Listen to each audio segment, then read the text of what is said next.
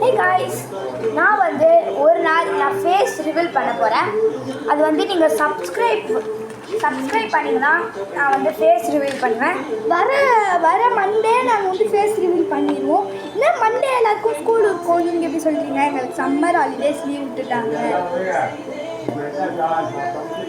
யாருக்கெல்லாம் எக்ஸாமில் பாஸ் ஆகிட்டீங்களோ அவங்க கமெண்ட்டில் பாஸ்ன்னு சொல்லுங்கள்.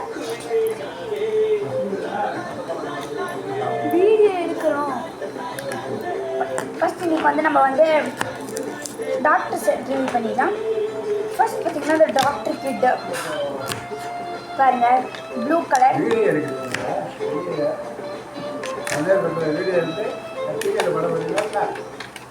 ஆமாம்.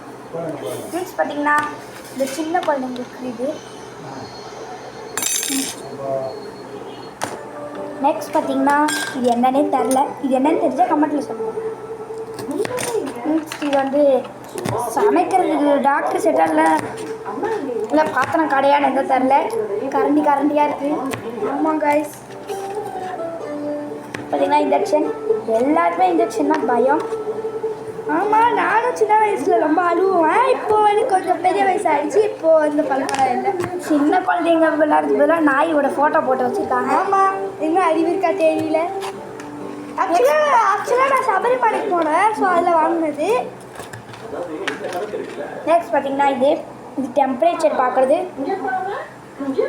இதுவும் டெம்பரேச்சர் பார்க்குறது என்னன்னே தெரில. இது வந்து டெம்பரேச்சர் பார்க்குறதாகவும் யூஸ் பண்ணிக்கலாம், பல்லு பிடிக்கிறதாகவும் யூஸ் பண்ணிக்கலாம். நெக்ஸ்ட் பார்த்திங்கன்னா நான் இன்னொன்று காட்ட போகிறேன், சிசர். இது என்ன டைலரானு தெரில. சிசர்லாம் கத்திரிக்கோள் வச்சுருக்காங்க. சில டாக்டர் வந்து யூஸ் பண்ணுவாங்க.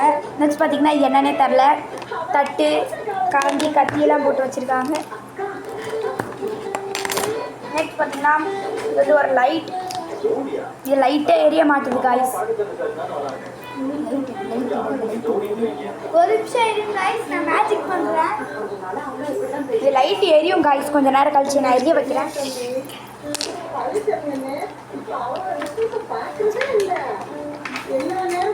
நெக்ஸ்ட் பார்த்தீங்கன்னா இந்த பல்லு பிடுங்கி போடுறது. நான் மேஜிக் பண்ணி காட்டுறோம். 1 மினிட் வெயிட் பண்ணுங்கள்.